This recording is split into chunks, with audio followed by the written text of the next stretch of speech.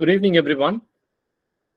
Welcome to ELTAI webinar 112 on artificial intelligence in the language classroom.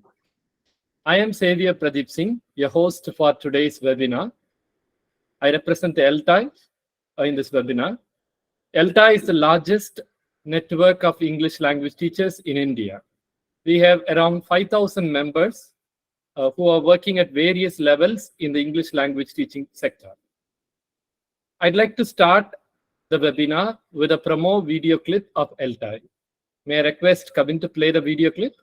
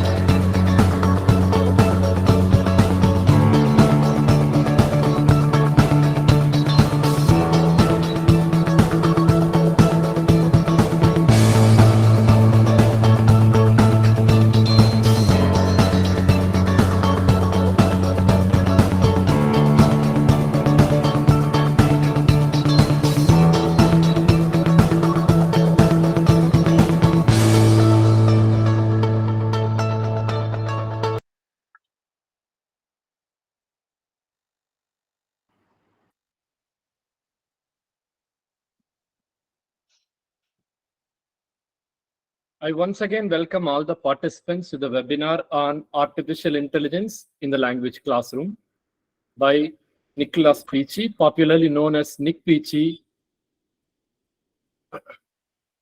He is a two-time British Council Innovations Award winner.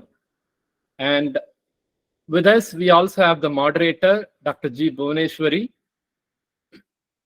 Dr. G. Bhuvenshwari is the Associate Professor and Associate Dean at VIT Chennai. She has published around 48 papers in journals, and she has also presented 24 papers in international conferences.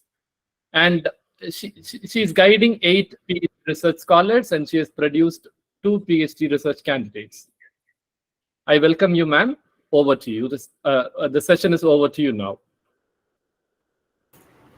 Thank you, Xavier, sir.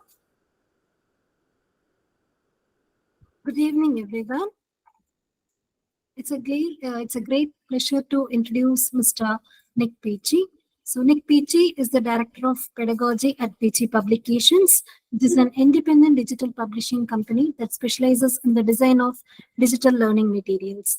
He is a freelance writer, teacher trainer, and learning technology consultant, specializing in the field of digital technologies for English language teaching.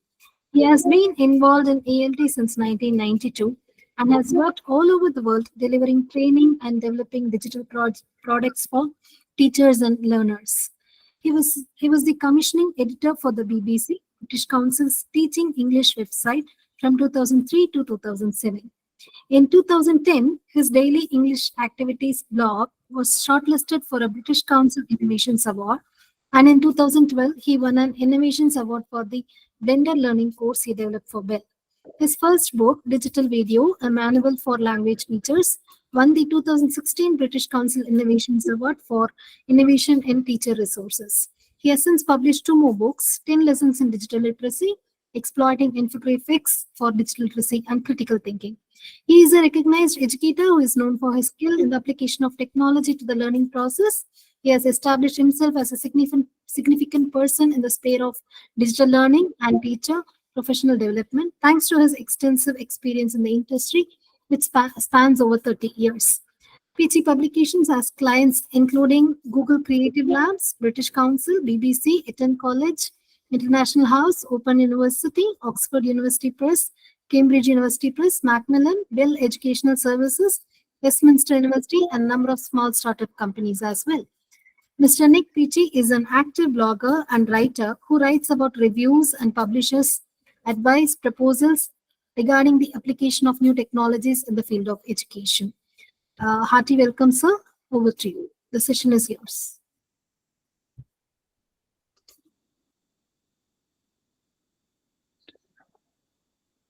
Hi there. Thank you for that great introduction and that great welcome. Thank you very much. It's really nice to be here and to be speaking to so many of you on what for me is still Sunday morning, but I guess for you it's Sunday evening. I'll just share my presentation and then we'll get started. Let's see.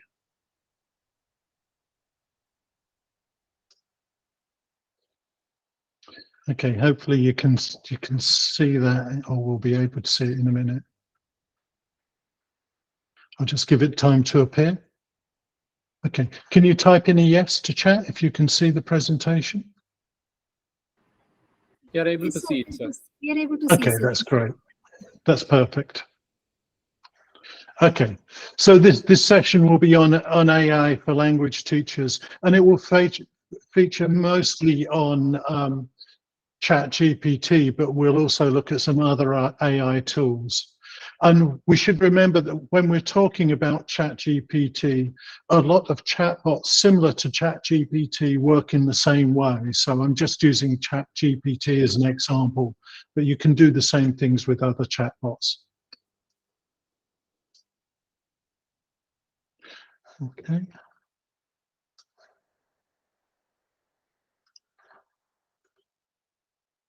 Go to the next slide. I won't bother introducing myself too much. You've already had an introduction. I'll just say that at the end of this session, I will give you links to this presentation, and you'll be able to go through all the different prompts and the different links and the slides exactly as I have here. If you're interested, you can see here links to my social media presence. If you're active on social media and you're using it for teacher development, please check out those things and you'll find some of the things that I share online for free. At the end, you'll also see there's a book that I've produced called ChatGPT in the Language Classroom, which is part of a course that I've also written for teachers on using ChatGPT.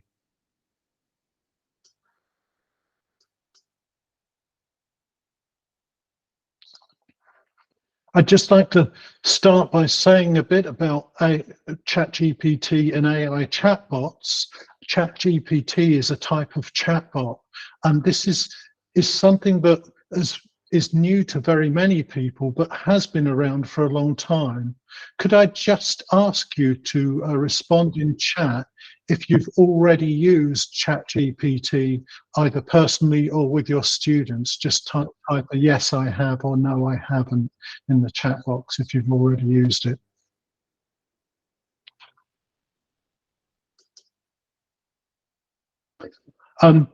My first experience of working with chatbots was actually in 2002, about 20 years ago. At the time, there was a very good film by Steven Spielberg called Artificial Intelligence. And the film was a remake of the story of Pinocchio. Only in the film, Pinocchio was an android, a robot, who had been developed by AI and who wanted to be a real person or a real boy. The film was very interesting and it looked at a lot of different ethical views. But one of the things that I liked most about it was that the film also had a website. And on the website, you could actually access a chatbot and ask it questions. At the time, I was working with some teenage students in Morocco who were very reluctant to communicate with each other in English. So I asked them to go onto the website and interview the chatbot. And they had some very good conversations asking the chatbot different questions. And at that time, I was very impressed by the potential of chatbots to engage with students and to have conversations with them and to enable them to practice their fluency, because the responses of the chatbot were very unpredictable for them. So it was a good way to develop their free communication. At the time, there were some limitations to the chatbot, though. If you asked it a question, it could reply, but it couldn't follow a thread of conversation. And that's one of the big changes that's been made with our present generation of chatbots, such as ChatGPT. Now they can respond very spontaneously to questions, but they can also follow a very long conversational thread, so that you can refer to things that you've spoken about previously. And it is very, very much like having a normal conversation with a person. They can also instigate responses as well.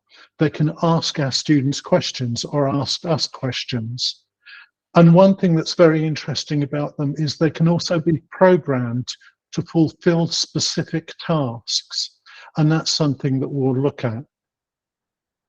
If you're interested in finding out more about how chatbots work and the kind of functionality behind them, when you get this presentation, just click on the two video arrows at the bottom, and what you'll see here is a video, and there's an artificial intelligence avatar who will talk you through and tell you about the different things behind ChatGPT and the different ways it's developed. So if you want to hear what an artificial intelligence avatar sounds like, by all means, when you get the presentation, just click on those buttons and you'll be able to press play and you'll be able to hear the avatar. ChatGPT is a large language model developed by OpenAI based on the GPT generative pre-trained transformer architecture. It is designed to generate human-like responses to text-based input. So the text and the voice from this avatar that you're seeing were both produced by artificial intelligence. And if you listen later, they'll explain to you how ChatGPT works and the functionality behind it.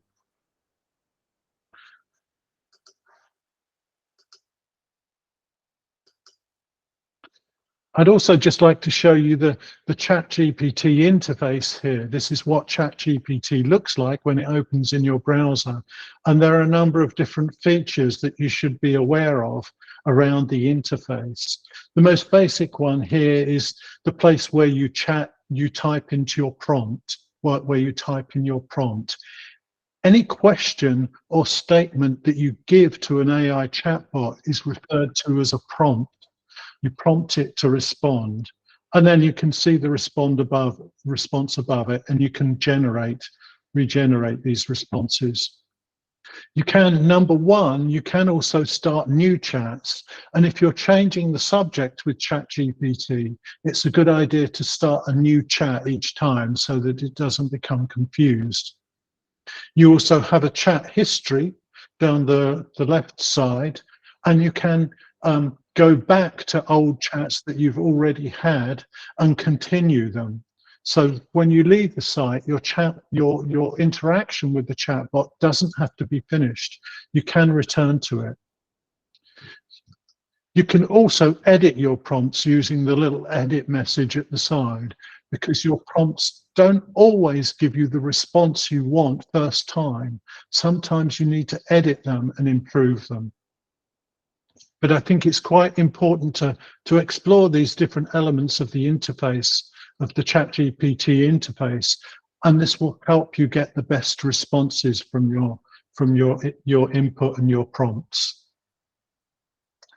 I can see that there are a few questions, a few hands going up regarding questions, and what I'll try to do is deal with the questions at the end, and we have left time for that. So don't worry if you have questions and I'm not answering them, we can deal with them at the end of the session.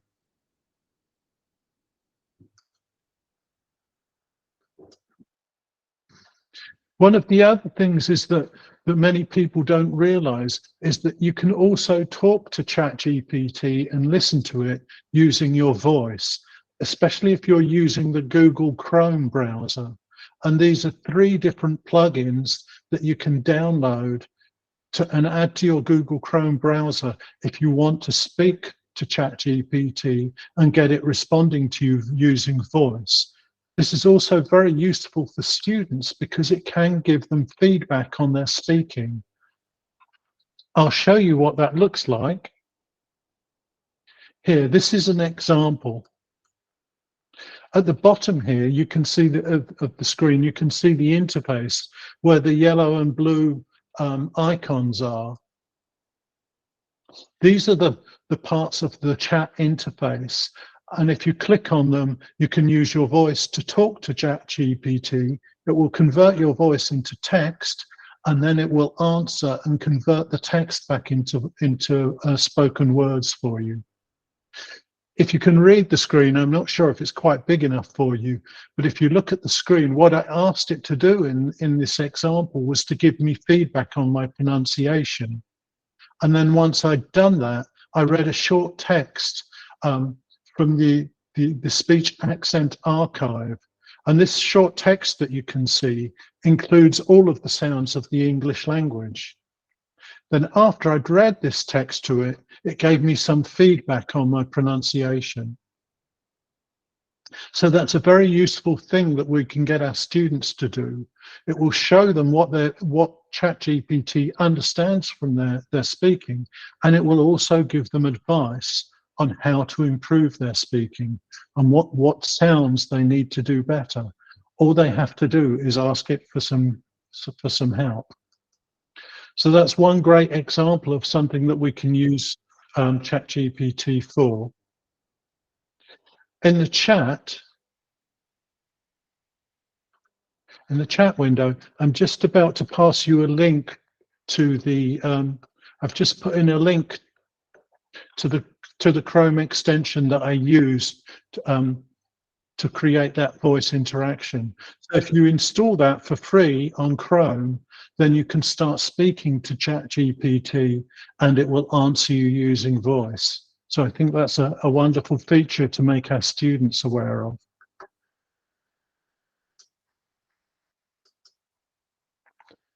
The next thing I'd like to do is look at some things that teachers can do in terms of planning and creating materials.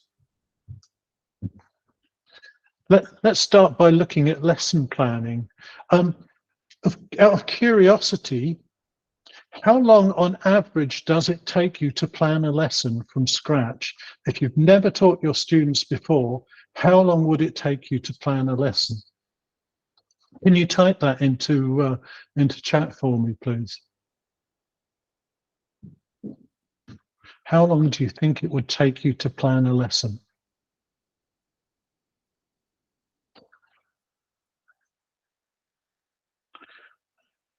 Okay, I'm about to show you how to use ChatGPT to plan a lesson for you. If you click on this pencil here, you'll see that there's a prompt. I've given you two versions of the prompt. The one at the top is a template. This one here is a template. So you can edit it. You can add in a time, level of your students, the aim of your lesson, and the approach, the kind of a methodological approach you want.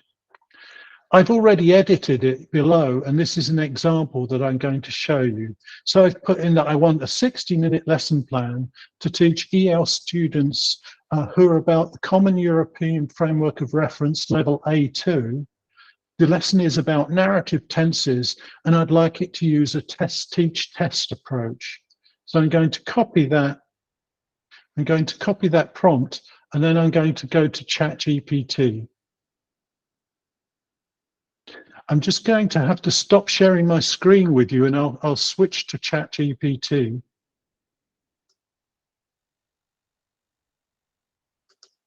So that you can see how this works. Okay, in a few moments, you should be able to see ChatGPT appearing. Okay, that's great. It's opening now. Okay, so I'm going to start a new chat. And at the bottom here where it says send message, I'm going to type in my prompt and press enter. And now we'll see how long it takes ChatGPT to design my lesson for me.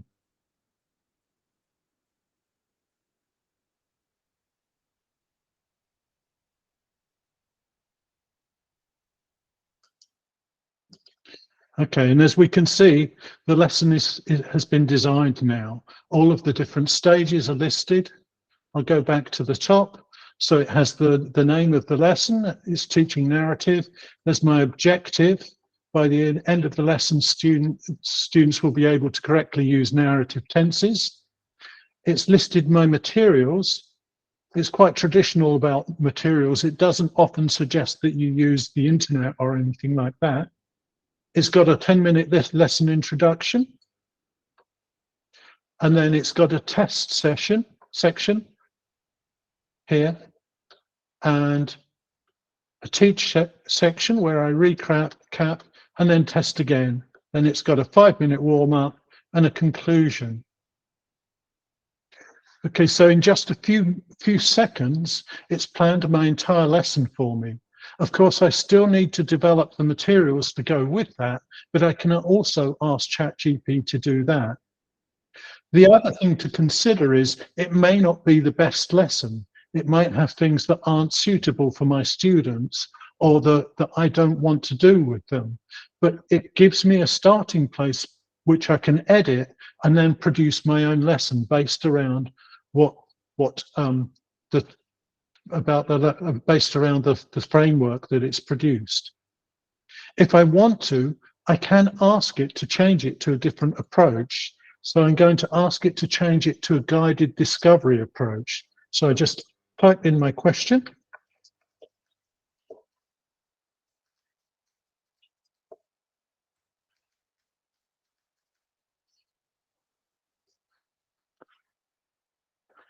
Okay, and it quickly changes the approach. The aims are still the same, the objective is still the same, the level is still the same, but now it's using a guided discovery approach and has lots of practice activities and things like that. So that's a remarkably quick way to develop lesson plans that use different approaches as well. One of the nice things about it as well, if you're involved in teacher training, is that you can rapidly create lessons based around the same objectives for the same level using 4 or 5 different approaches. And then you can get your trainee teachers to look at those lessons and decide which ones are more appropriate, which parts work and which parts don't. But it's great to have those examples to show trainee teachers the different ways that you can approach the same lesson. You know, I think that's really, really useful. You can still overlay your own creativity onto it. You don't have to use everything that it suggests in the lesson plan. It's very easy then to just go on and edit it. I'm just going to switch screens again and go back to my previous screen.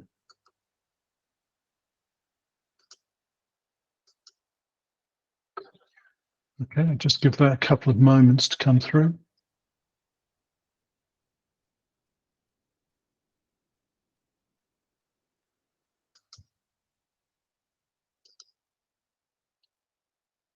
So that's a prompt that you can use to get ChatGPT to design lessons for you. Of course, as I said, they won't be perfect, but it's a starting place which you can then use to improve your own lessons. Or you could get it to produce a lesson plan and compare it to one that you've produced yourself and see which parts you'd like to change. We also talked about producing materials, and ChatGPT can produce the lesson materials for you too. So for example, it can produce poems, stories, plays, or any form of written communication. So for example, if you want to use a poem with your students to introduce a new topic, you can just edit this prompt and put in the topic that you want the poem to be about. You could write poems to review specific vocabulary for your students. So if you wanted to do that, you just put in a group of words here, and then ChatGPT will write you a poem which will include that lexical set of words. And that's a great way to get your students sort of saying the words in a context and rhythmically, which should help them remember them. You can also get ChatGPT to write you a poem based in the style of a specific poet if you want to.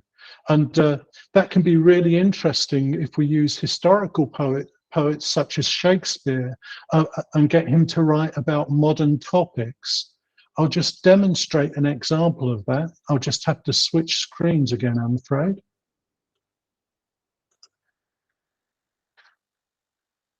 And I'll go back to ChatGPT.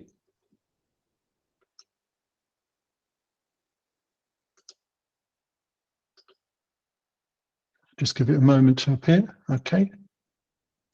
So because I'm starting a new topic, I'll use a new chat. So I'll click on new chat. I'll put my prompt in at the bottom and I'll edit it. So I'd like it to write me a poem about social media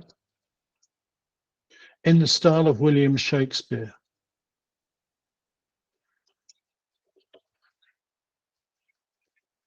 This is something that I would find very time consuming to do myself.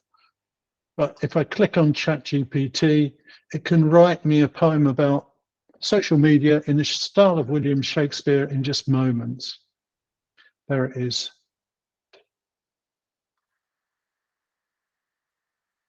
I'll make that a little bit bigger so it might be easier for you to see.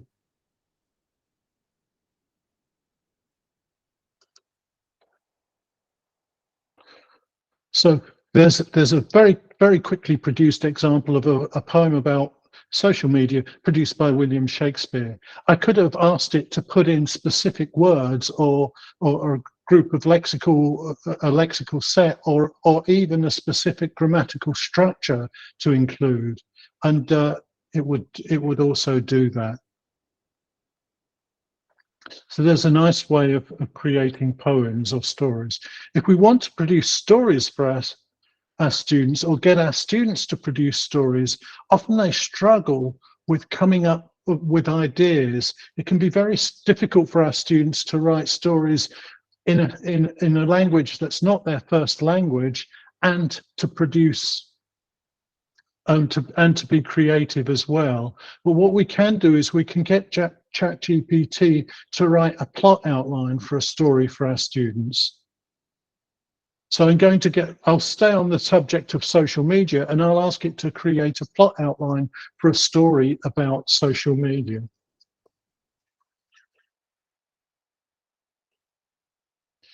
Okay, and quickly, it's writing the outline for a plot. This is quite a long one, so this would be for higher level students, but I can ask them to, I can ask it to make it shorter.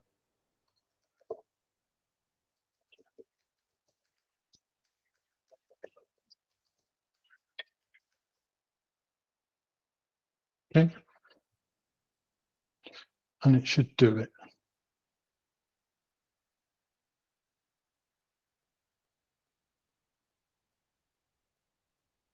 Okay, so now I have an outline for my story, and I have a very simple kind of structure for my students to follow. And that takes the pressure off them to be constantly producing as well as being creative. So it's a good way to get students started with story writing. Another thing that's really nice to do with our students is to get them to produce plays or to get them to do plays. It's a very nice way for them to practice their speaking. Again, I'll just switch. So here are some prompts that you can use if you want to write a play for your students.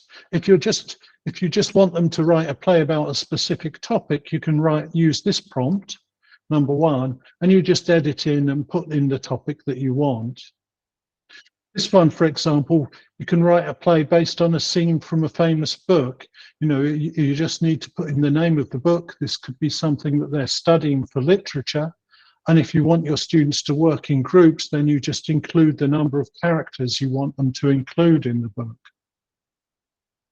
And again, you can actually have it about in the style of a specific playwright if you want to. So I'm just going to choose this one, and I'll go back to ChatGPT. I just have to stop sharing it for a moment. Switch back.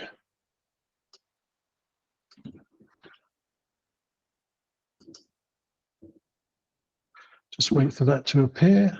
Okay, it's appearing. Now again, I'll start a new chat. Okay, so I'd like ChatGPT to write a scene from a book, and the name of the book is, I'll use a book that to kill. This is a book that I studied at school, To Kill a Mockingbird, and I want it to write the play for 4 characters. So I want my students in groups of 4, and they should play out a scene from To Kill a Mockingbird. So I'm going to press send the message.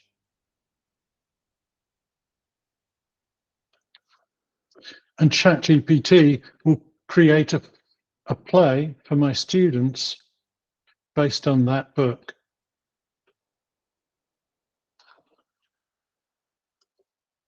So that's a nice way to get students using English, making a connection to literature, and getting some practice of speaking, developing their vocabulary. Plays are a really nice way to get students to develop their expressive language and their ability to talk about things in an expressive way as well. So that's a really nice practice activity for students. The last thing I'll show you about producing materials, just stop sharing that again. Go back to my presentation.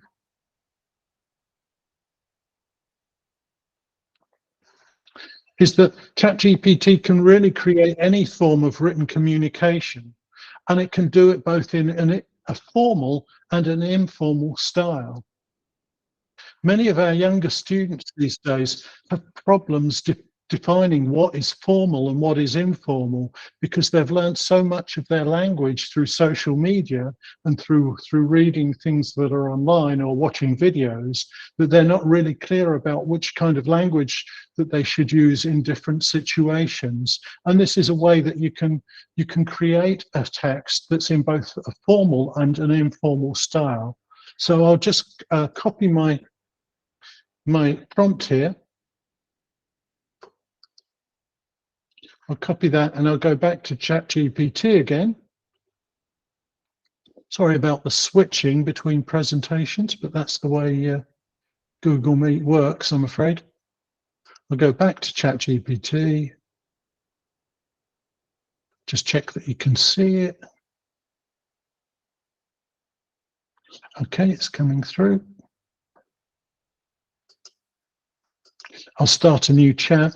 I'll put my prompt in there. So I want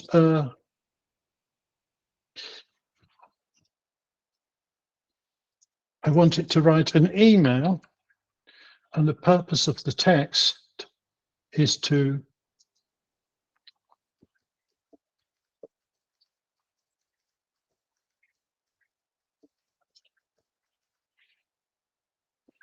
so an email to a bank manager to ask for a loan to buy a new car, and I want it to be in a formal style because I'm writing to a bank manager.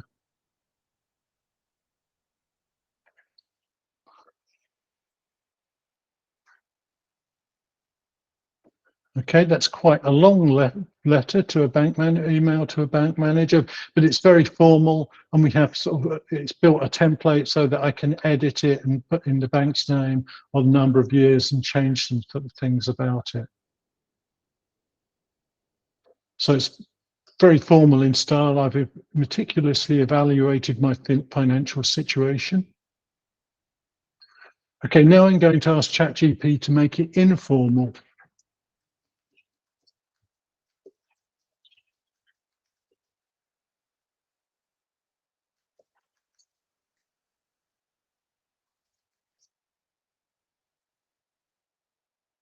I'm going to click again,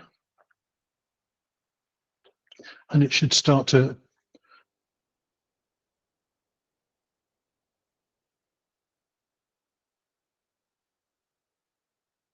okay, and now here's the informal version of the letter. It's included some emojis, as our students might do. Hope everything's going great at your end. So very informal kind of start. So here's the deal. I've got my eyes set on an awesome new ride. So now we can take those two letters, give them to our students, and ask them to identify the different structures being used to express the same ideas, either formally or informally. And we can do that using ChatGPT. We can create materials very rapidly that mirror each other in that formal and informal way with any kind of text. It could be a chapter from a book, it could be a letter to your member of parliament, or it could be a note to a business somewhere. And again, it does that very rapidly. In the case of ChatGPT, I've seen in the chat that somebody's mentioning plagiarism. ChatGPT itself doesn't plagiarize, but it can be used for plagiarism. But we'll look at that in a moment, actually. Okay, I'm just going to stop sharing and go back to my presentation.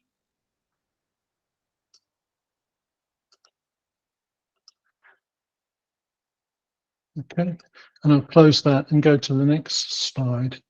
And next, I'd like to have a look at some things that students can do if you give students the opportunity to use ChatGPT. So these are 4 examples of things that we can do with our students or get our students to do using ChatGPT. And one of the first things we can do is actually get ChatGPT to become our student's friend. Okay, I've always heard that if you want to learn a language, it's great to have a friend to talk to and practice the language with, and ChatGPT can become a friend. So I'm just going to grab this prompt here, and you or your students can edit this prompt to make it into any kind of friend that you want. It could be somebody who's supportive, or somebody who's motivational, or just somebody who's sympathetic. And I've got an example here, which I'm going to copy. And I'll go back to ChatGPT. I'll just change the screens.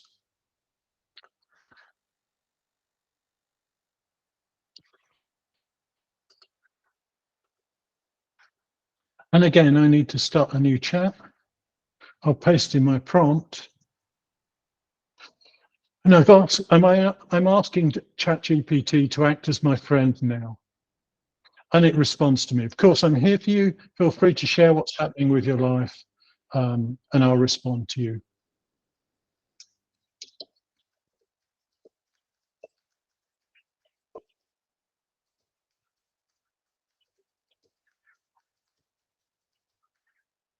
So I'm telling it that I'm feeling very stressed and overworked at the moment. And let's see what it has to say to me. And it's being sympathetic. So I'm really sorry to hear you're feeling this way, but remember that you're capable of overcoming this challenge. Take some deep breaths, remember to prioritize self-care. So it's giving me some good advice. So, and because this is in my chat history now, I can come back as often as I like and speak to ChatGPT again and complain to it and get some sympathetic responses and some encouragement. And that's a great way of getting students to practice their speaking. If they've got the Chrome plugin, they can actually be talking to ChatGPT, having a conversation with it and listening to its responses. So, you know, that's a great way to get them practicing speaking with someone who seems English or speaks English. We can also get ChatGPT to become a teacher for our students and set them homework. I'll just change screens again and I'll show you the prompt. Let's see if that's coming through. Share. Okay.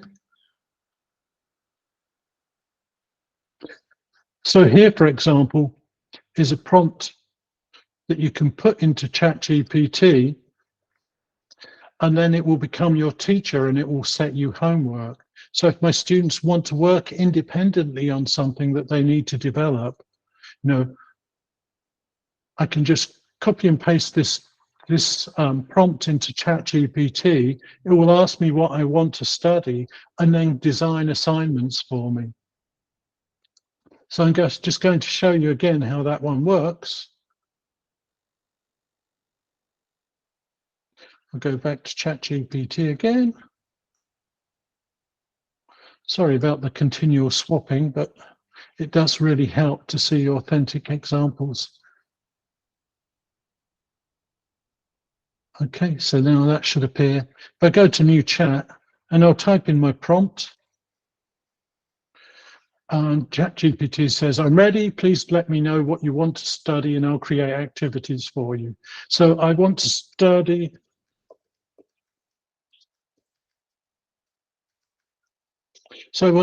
collocation. So I'm going to press on.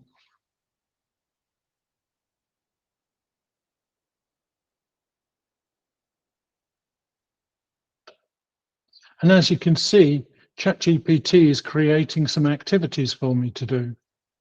So activity 1 is matching collocations. So make a decision, take a shower. Then fill in the blanks using these collocations.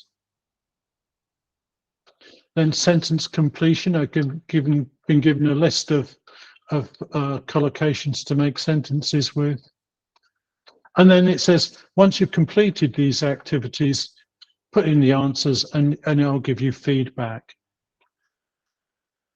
So using a prompt like this, you know, any student who's fairly independent and wants to study independently can just go to ChatGPT and it will give them exercises to do and we'll give them feedback on those exercises. You could then ask your students to bring in their answers and show them to you if you want proof that they've done their homework. But one nice thing about this is it can enable you to give students very differentiated tasks to do. So the student, because not all of our students need the same thing, we can give each of our students something to study, and they can go to ChatGPT and it will work with them to help them improve that element of their language competence. Yes, the version, I just seen a question about it being free. I'm actually using the free version of it at the moment. So this is everything you're seeing is with the free version. So that's a way in which ChatGPT can become a teacher of some sorts, and at least for helping students to develop and do more homework.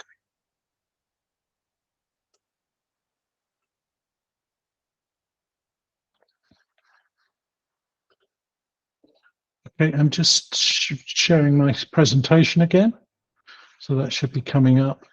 Another thing that we can get it to do, I may not demonstrate this one because I'm running out of short on time, is that we can ask ChatGPT to become a role play partner for our students. And again, I've given you an example prompt here. And this one is for a job interview. So you can change the job title and put in any job title here. And then ChatGPT will start to ask our students questions and interview them for a job. It can even give our students feedback on their answers once they've completed the interview. We can do the same thing. Instead of it being a job interview, it could be a role play in a restaurant. And we just need to define what our student's role is and what kind of restaurant it is. And then the ChatGPT will act as the waiter or the waitress and ask them questions about things that they need to do or get from the menu. It's very simple just to change these prompts and get it to do any kind of role play with our students. One of the most interesting things I found that it can do, though, is it can also create a story and immerse your student in the story as one of the characters. And this is one example of a prompt that can do that. It's based on the stories of J.K. Rowling, the Harry Potter stories. How many of your students actually read Harry Potter or enjoy Harry Potter? Can you type in a yes or a no to that?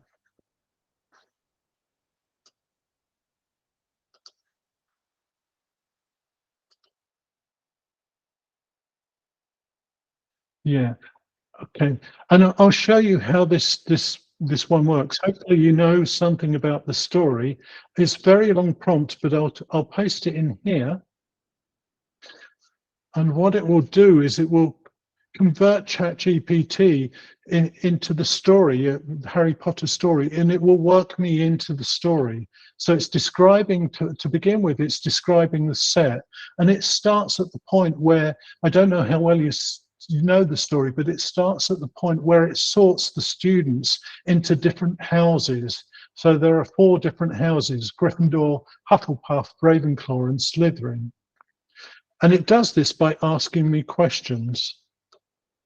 Okay, I'm just going to regenerate that one because I think that's failed. Let's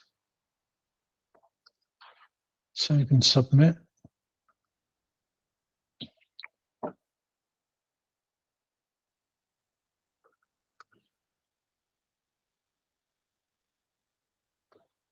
So it's asking me my first question: in times of difficulty, what quality do you rely on the most to help you through?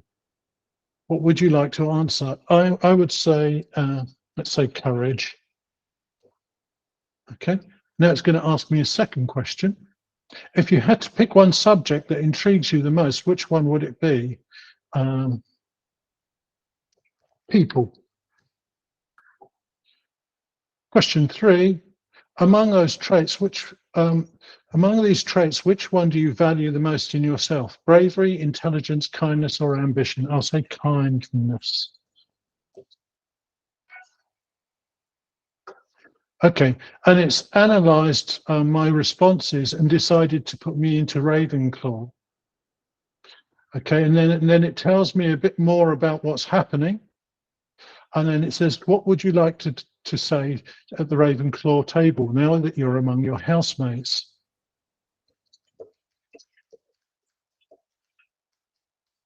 I'd like to find out how to learn magic. Okay, and it develops the story and continues to develop the story based on my responses. So continually, it will develop another part of the story, and then it will ask me another question. So as a reader, you know, it's designing the story based around my own specific responses. If we gave this prompt to 10 different students, each of them would be involved in 10 different stories based upon the way they respond each time. So it's a very individualized process and a very creative process. And I think that's a great way to get students reading and feeling motivated to read.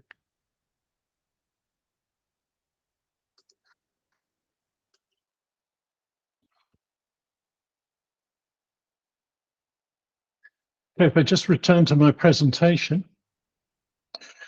there are also things that we can. One thing that's very important is that, you know, we develop our understanding of how to write prompts. If you want to get really good responses from ChatGPT, you have to think about the way you prompt it and the way you ask it for things. One of the problems that people often have is when they put in prompts is they do something very short, like please read my text, suggest ways I can improve it. And that's not really going to give you the best results. If you construct your prompt so that you're very specific, please read and you tell it what type of text you want, you tell it what the text is about, you tell it who the audience is, and you tell it what you'd like it, how you would like to add to it, what kind of feedback you want. And by being more specific and giving it more context, you will get a much better response to your prompt. There are also things that you can do to develop yourself. You know, as teachers, there are things that we know we need to develop in our own teaching.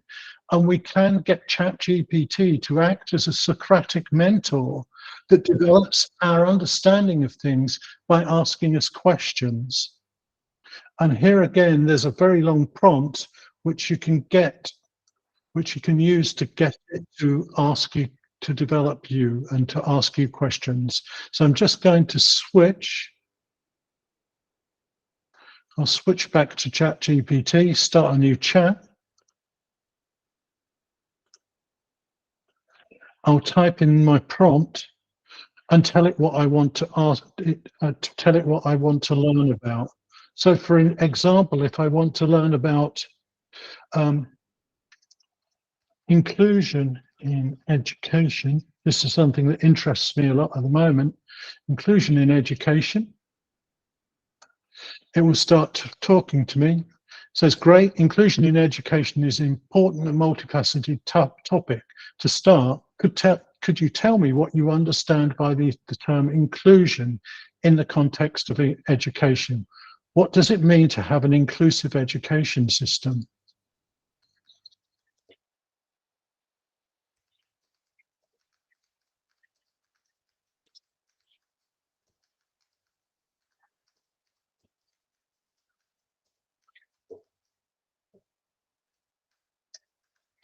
Okay, so I've put in a brief answer. Okay, and it will reinforce what I believe. So absolutely, that's a fundamental aspect of it. Now let's delve a bit deeper. In inclusive education system, how do schools ensure that all students are included with diverse abilities and cultural backgrounds? And it will start to ask me more questions. What are some specific strategies or practices that can foster inclusion in the classroom? So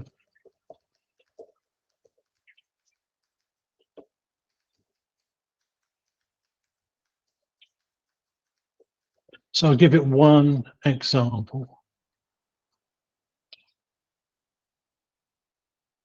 So making sure it's physically acceptable. Okay, so it's correct. Again, it reinforces me and it keeps asking questions. So that's a great way to develop your own knowledge using ChatGPT. You enter into this Socratic debate with ChatGPT. It will keep asking you questions, and it will keep answering them, reinforcing them, and asking you more questions. So that's, you know, a great way of developing your own teaching and your own teaching knowledge, and something that I found very useful myself.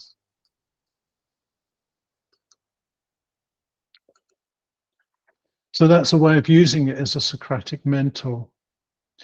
As I've seen from the questions that keep coming up, there are a number of issues with ChatGPT and with AI generally. It opens up a number of, you know, in a way, it's a bit like a Pandora's box. It has huge potential for education. It has huge potential to do some really great things, but it also has potential for abuse. And many of the arguments that I see coming out against ChatGPT are very similar arguments to the arguments that were made 25, 30 years ago when we first started using the internet in education. It was going to be used for cheating, it was going to be misused, it was going to be, there were all sorts of bad things coming. And that these are similar things to the things that people are saying now.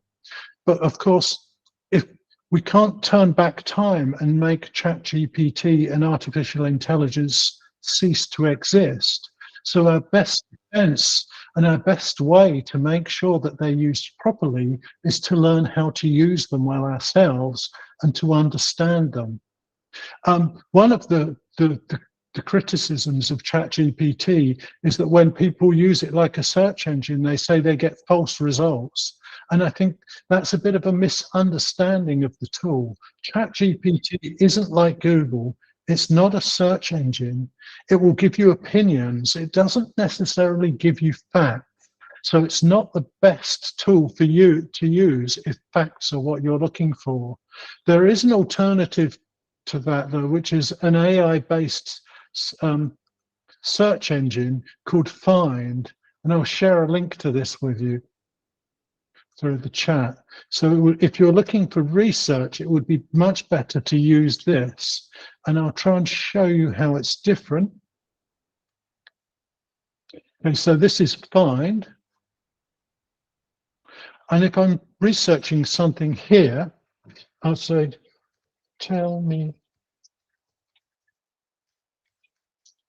I'm researching collocations, for example. And what Find does differently, I hope.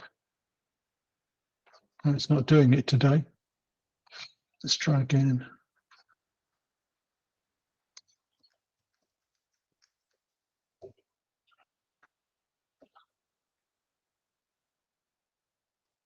Okay. So it will give me some basic information here at the beginning, and then it will give me sources of information, of where the information has come from. And those sources are listed below.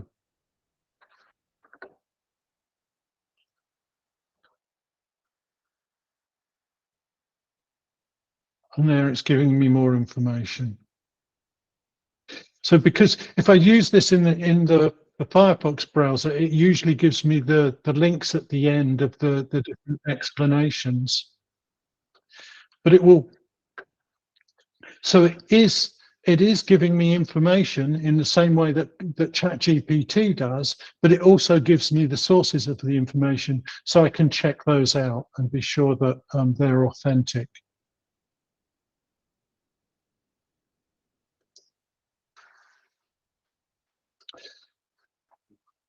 One of the other big debates around ChatGPT is that it will be used for cheating. And I think that's probably the most common complaint about it, that students will just go to ChatGPT, put in their assignment task, and get an instantly produced answer. There are things that we can do to prevent this. There's something called GPT-0, which says that it will check, which claims to be able to check a text to tell you whether it's been whether AI has been used to produce it. But ChatGPT-0 is ridiculously inaccurate, and I think it's very easy for students to adapt an assignment that they've used to produce, which they've produced in AI, and then it's not detectable just by editing a few things. So I think it's very important that really what we need to do is start rethinking the way we assess students. You know, cheating isn't something new by any means. You know, there have been lots of ways that students cheat by getting other people to write their assignments for them, or by just copying and pasting something that they've Googled. You know, this is nothing new. And I think it's actually time that we started looking at how we assess our students in a much better way. I actually asked ChatGPT about this, and I got it to create a little video. I'll see if I can find it for you.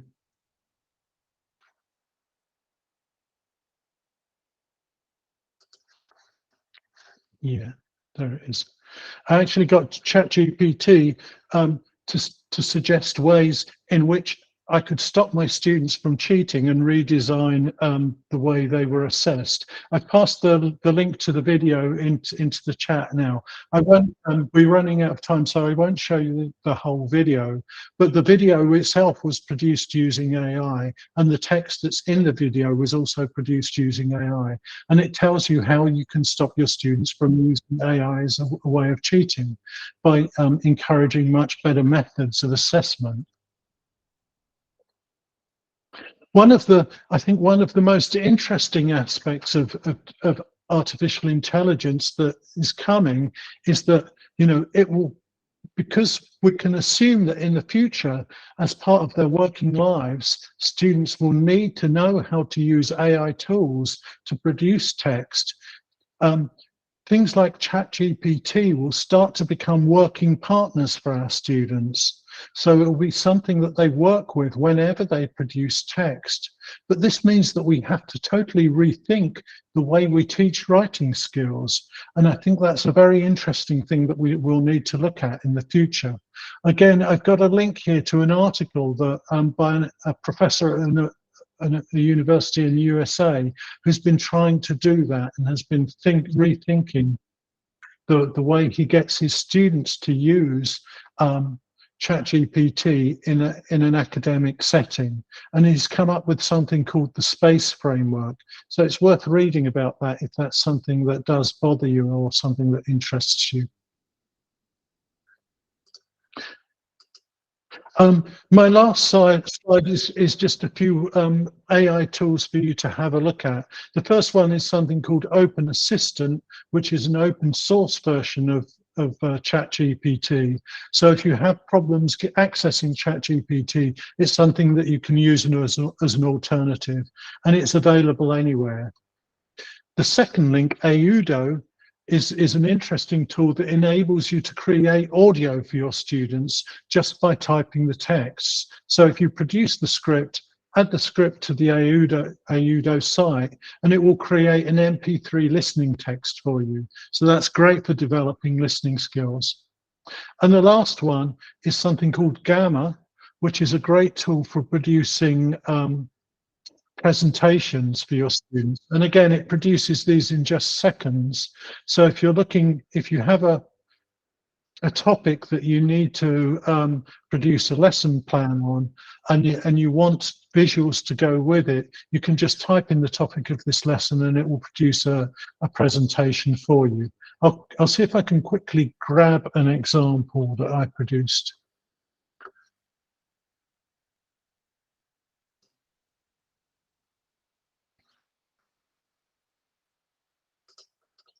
Yeah, I've got one here. Let's see if this will open in Chrome.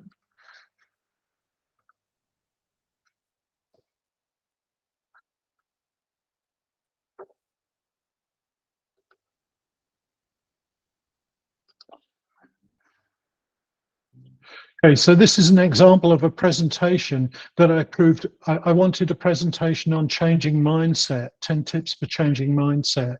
And I just typed in the title of the presentation, 10 tips for changing mindset, and Gamma did everything else for me within about 5 minutes. And it produced this presentation. I can go to present. And as you can see, it's got all of the slides that I need to produce a quick presentation on changing mindset.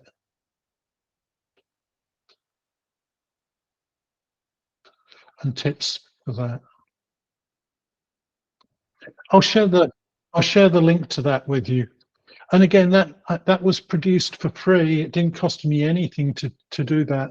When you first sign up, you get 360 credits, so you can produce about 8 different presentations for free. And if you recommend it to other people, then you can get additional credits. So that's a great way of producing materials that you can use in your classroom. The last thing that I'll add, if you're interested, I've written a book on ChatGPT in the language classroom, and also developed a course that's been published in India by Orient Black Swan, and so it's something that's available in sort of local currency. You don't have to have hard currency if you want to join the course. And I'll just add a link to it there into the chat. So if you really want to know more about this subject, go into it much more deeply, you can do a course. If you complete the course, you get the book for free as well. And it's got about 50 different lessons in, examples of prompts, examples of different tools and things like that. So if you really want to learn more, then by all means, have a go at that. If you want a copy of this presentation, you can scan the QR code, and you'll get the presentation with all the links, but I'll also put the link to the presentation into chat. So the link to the presentation is in chat, so you can go through the presentation, you can find the links to all those tools, you can find the examples of the prompts, watch the videos, and continue to develop yourself if you go through that. So thanks very much for listening, and I'll try now to deal with any questions if anybody has any that they'd like to submit. I'll do my best after a sip of tea.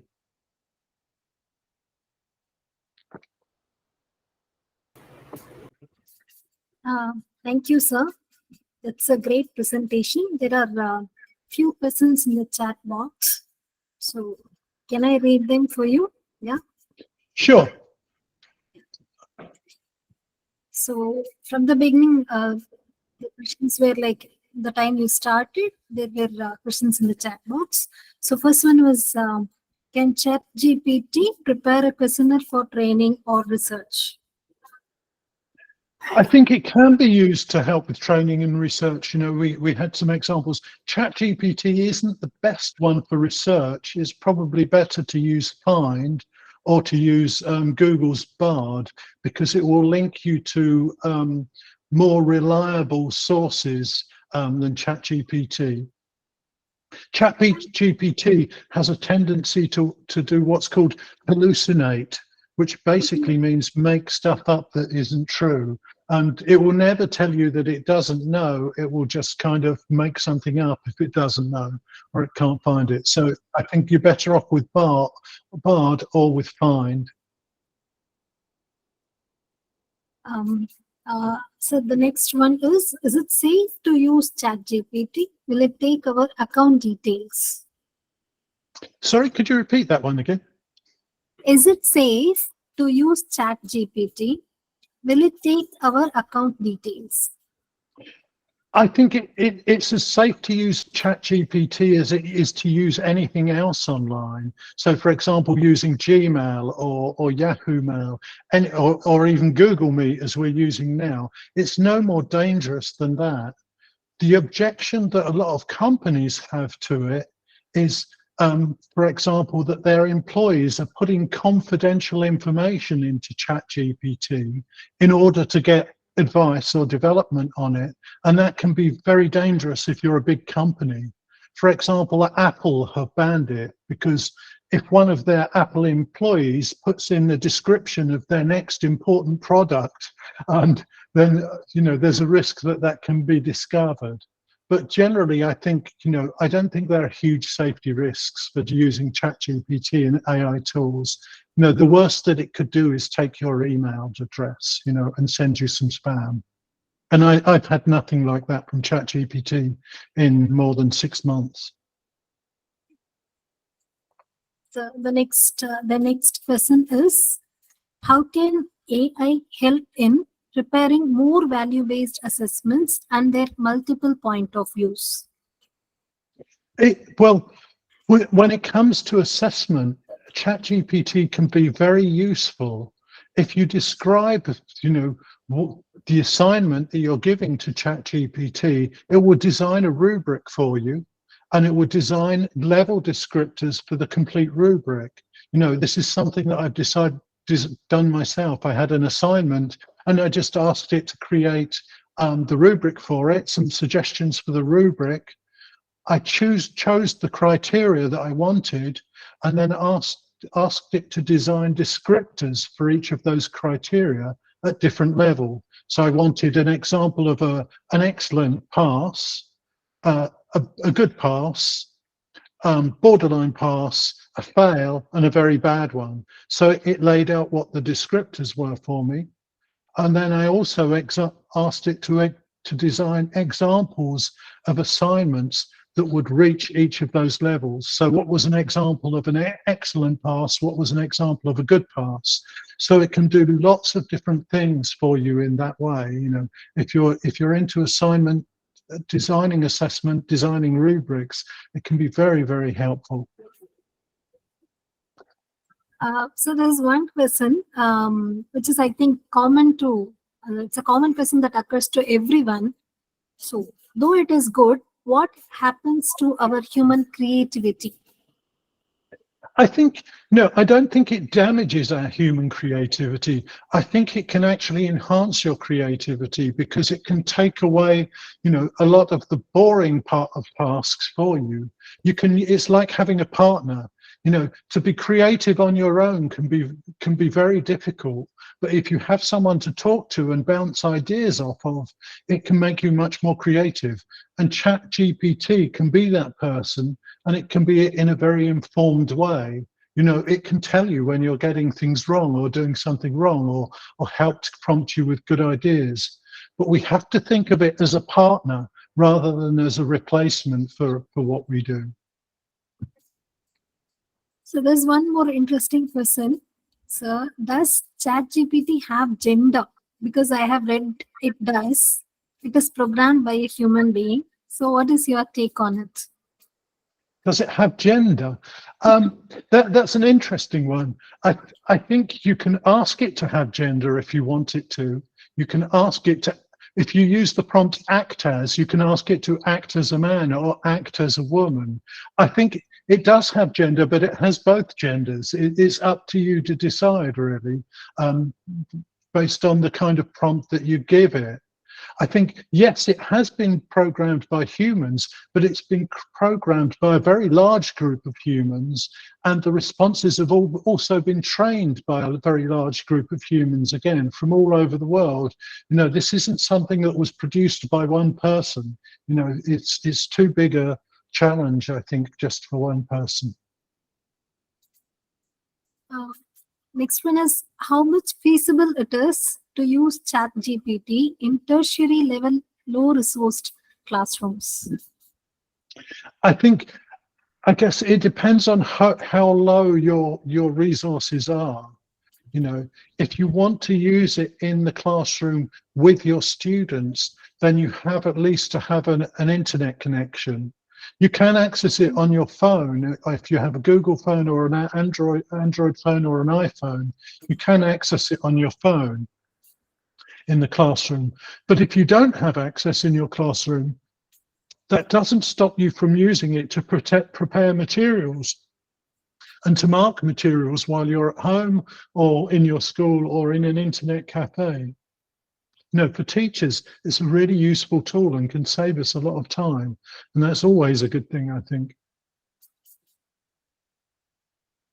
So next question is, according to your presentation, ChatGPT gives opinion. So does that mean that we have to take it as a part of fact or to make a fact? So I think, as I said, ChatGPT gives an opinion. I think it's not a fact. You know, we can't rely on ChatGPT to be factually accurate all of the time. I think, you know, we have to, you know, I think even if you go to the library, you talk to your professor, whoever you talk to, you should always question everything that they say. And especially in our modern world, you know, we just can't take things for granted as being factual. You know, especially in this age where, you know, you can imitate someone's voice, you can imitate them on a video. You know, we have to start teaching our students to question everything. I think critical thinking now has never been more important than it is now. You know, we must, you know, instill in our students this ability to think critically and to question things and to constantly check things. Sir, how does ChatGPT contribute to research?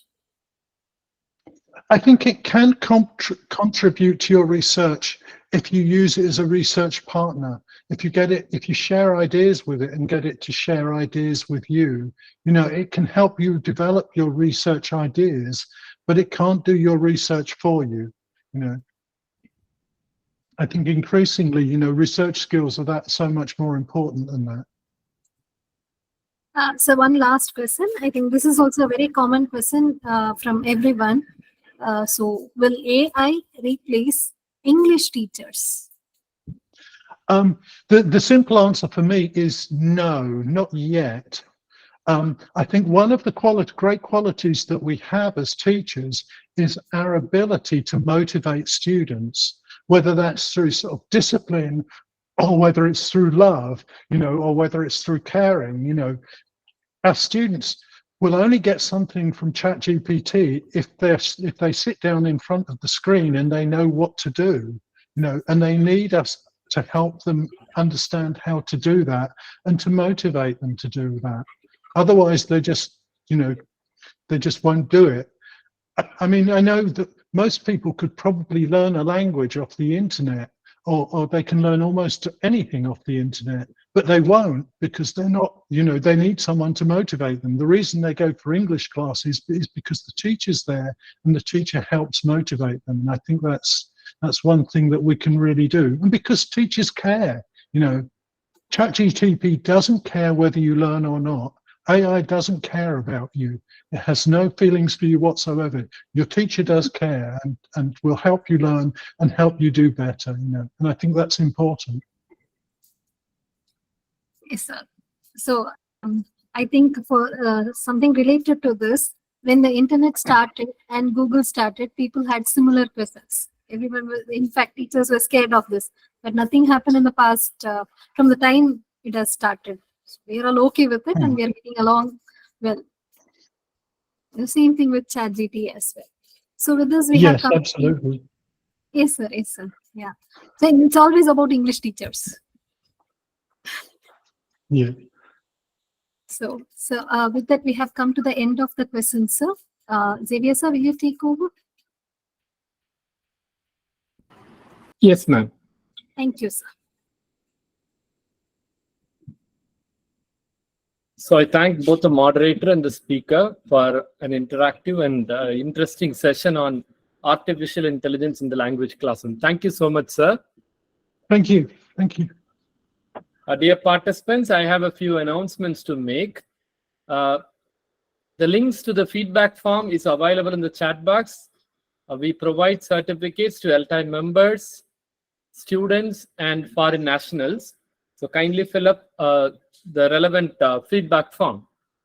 I also would like to make an announcement regarding the upcoming webinar. Kavin, could you please share the poster?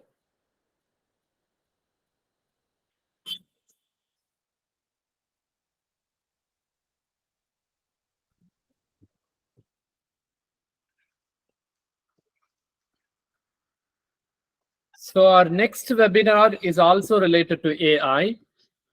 The title of our next webinar is Using ChatGPT for Formative Assessment in the English Language Classroom. That is going to be by Dr. Santosh Mahapatra from BITS Pilani, Hyderabad campus. The webinar will be held on 30th August 2023. So I also request all of you to join for that webinar as well. And my next announcement is with regard to our upcoming annual conference. Our 17th International and 53rd Annual Conference is going to be held from 11th to 14th October 2023 at Uttaranchal University, Dehradun. Now, we would like to play a small video clip about the conference. Kavin, the video, please. Hello everyone. Greetings from Uttaranchal University. Are you ready for an incredible experience? Get excited because the 17th International 53rd Annual Conference of ELTAI is approaching soon. From 11th to 14 October 2023, educators, researchers and enthusiasts will gather at Uttaranchal University, Dehradun to explore the theme English for Global Citizenship, Multiple Teaching Acts and Learning Experiences. 4 days packed with knowledge and inspiration await us. We'll dive deep into various thought-provoking sub-themes, from variations in the learning styles of the present generation to the role of mother tongue in education. We've got it all covered. Now let me give you a sneak peek into the engaging schedule of the conference. 4 captivating plenary sessions and lectures with renowned speakers from various parts of the world are scheduled. There will be a range of paper presentations covering a variety of topics, guaranteeing that there is something enjoyable for everyone. In addition, we have planned a symposium, a roundtable discussion, and a panel discussion. And last but not least, we have engaging parallel workshops planned, which will provide you with practical tools and innovative strategies concerning questions and dilemmas around English language. You will also have an opportunity to witness the mesmerizing Ganga Aarti in Rishikesh. So mark your calendars for the conference and join us on a transformative journey. We will be waiting here for you at the School of Liberal Arts, Uttaranchal University in Dehradun for an event that will inspire, enlighten and enrich your professional life. See you there.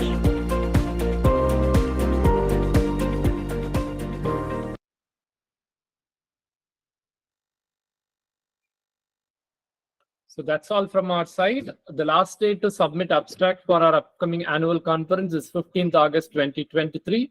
We request all of you to submit your abstract so that we'll have a fruitful conference this year. And there is no virtual presentation facility available for the conference. So we have only face-to-face mode presentation. That is the only option available. Thank you, everyone. Meet you in the next webinar. I'm signing off now. Thank you so much.